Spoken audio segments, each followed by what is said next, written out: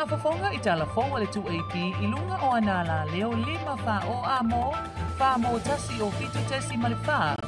Iwa tasi tesi male tasi, male wha mo iwa lua tesi male tasi.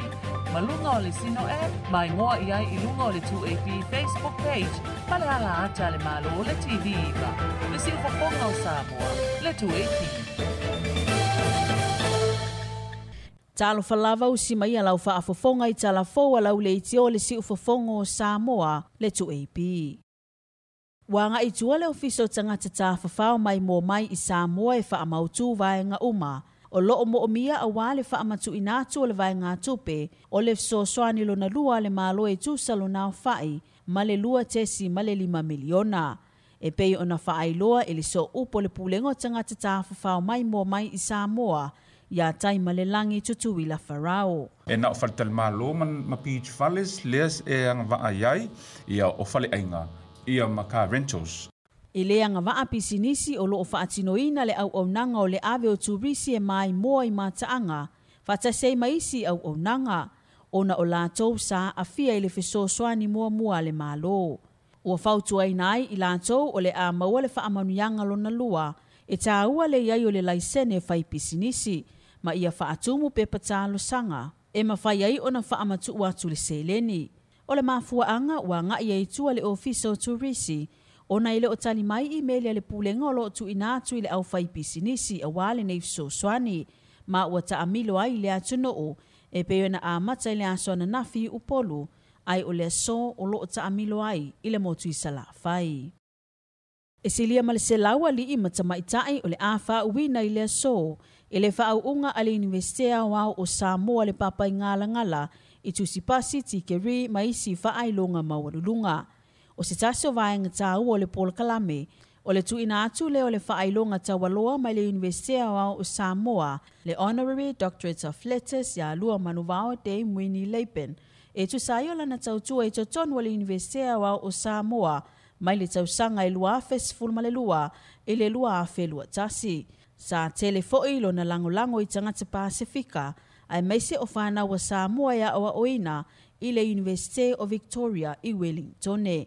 O le whaau unga I le aso e au fiai I la tau o lo o whai ngā luenga mato e whaau wawa onga, ai le ngata I lea o I la tau, whaato a maea o na sa I lia o la tau whaai longa. O le mautinoa o lo o sao ato atoa ngā luenga ma whaai unga whaamasino, I mata upu ale atunu o lo o tu inatu I lumo le whaamasino ngai sa ili ai le amio tonu. E manatu le whaamasino sili o le whaamasino ngai le atunu o, ia sa tiu si mativa perese. Ele o yeise Paul Kalame, e mawhaio na whisoswani I whaamasino, I le whaingata o ngā luenga ma le tele o ngā luenga. O le vaengata ua le sa fia whaafofonga iei whaamasino Samoa, ina ua whaasua mai whaamasino mai New Zealand, ia lātou me totia o loo mawhaio na 5 taita ina ia lātou ngā luenga I aso uma. Tātou I arua te moe, umaronga I arua marolo koe sau kai hao. Ai leiro, lai build up le stress I whaamasino. E mana o mia e whaamasino o loo mātala o lātou mawhauwhau ma toa file mua lātou loto, e manino ai le whaia o whaamasinonga. E lata ele tolu se lautu si apalai mo poloketi mai ainga I te tonu o le tu malo whale atanu mera whaa. Ma e mafuli lava le tele talo sanga I atina e laiti, e maua I se eleni e tausi ai le ainga I aso uma.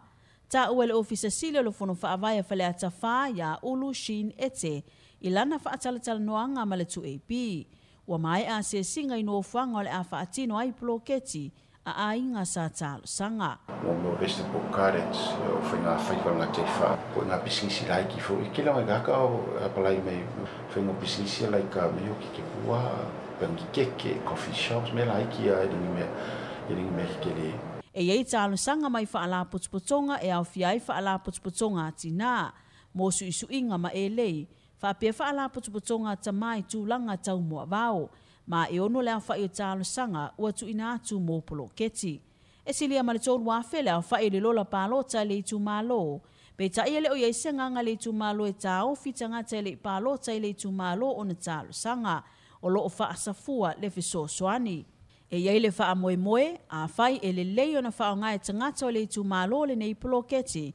o le a mauti noa le siiti o le tūlanga o le tamau ainga o le itu malo. O saina, toa mua mapui pa a fio anga o loo i totonu o le itu malo o fale tawha. Ua tofia kolone tikerie a vea mawhailau tusi o le komisio ngā luenga le malo. O le ofisa sili fo i leo le ofisa o le komisio ngā luenga le malo. O le nei avanoa na solo ia le tausanga i luafe sifurma le 5. O se vaenga o niso fesuia inga i lea vaitaimi. Peitai, o le tausanga na te anei le tausanga i luafe lua sifurma le 2. Na whaamaoni ai le kāpeneta le toe whaatuwina o le nei avanoa.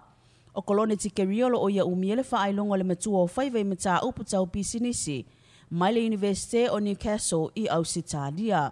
O lo o ia umia fo i le whaailonga tikeri i tūlanga tau pūlenga ma le whaafoeino ngā luenga mai le Universite o le Pasifika. Na amatanga lue tikeri i le komisi o ngā luenga le malo. Masa whainga luenga ai mō le whātau sanga.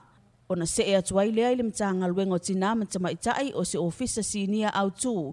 I tūlanga i tau pūlenga ma le whaafoeino ngā luenga mō le lua tau sanga. Sa si tialo na tūlanga ma se ea tuai le tau sanga i luafe se fulu i le pūlenga o le sua vai. O se whaufautua i le whaafoeino ngā luenga. Pulmuli ane sa tofia i a vea mapule le vaenga o nanga lautele mō le pūlenga o le sua vai. O lo whainga luenga nei stasi o la le malo au whaatasi. O se whaufautua whaapitoa i le whaafoeina o tangata whainga luenga. O se tasio tōwhinga sa whaamonia fo i le kāpeneta, o le ofisa sili o mtanga luenga o tiute matupe maua. Ua tōwhia ai whanoti tala i tupu lia taefu, e aveama ofisa sili o mtanga luenga mo le tonu tausanga. O whanoti sa matauina tutoa le komiti o nā ngawaa matomai. Malona sila fia i vaenga tūpito le ngā luenga wha ofisa sili o mtanga luenga. O sili ma le luas furtausanga o ngā lue whanoti i le mtanga luenga o tiute matupe maua, talo mai le tausanga i lua afe ma le tolu. O lo o ia umia le whaailonga o le matua o whaiwai tūlanga tau tupe maua mai Japani. Ma le whaailonga tikeri i mata upu tau ala manuia mai le Universitea wau o Samoa. Ua sui tūlanga whanoti, ia matawheo avalisa viali fautuali i sa avea ma ofisa sili i lea mtanga luenga le malo. O talafona mai lau leiti o le si ufafonga o Samoa mo le nei tai au. Ia manu ia tele fe au mga luenga o le awhea ngai male atunu o. Whaafafonga i talafonga le 2AP i lunga o anala leo 5 wha o amo, wha mo tasi o fitu tesi male wha, iwa tasi tesi male tasi, male wha mo iwa lua tesi male tasi. Malunga o le sino mai ngoa iai i lunga o le 2AP Facebook page, male ala ata le malo o le TV iwa. Le si whafonga o Samoa, le 2AP.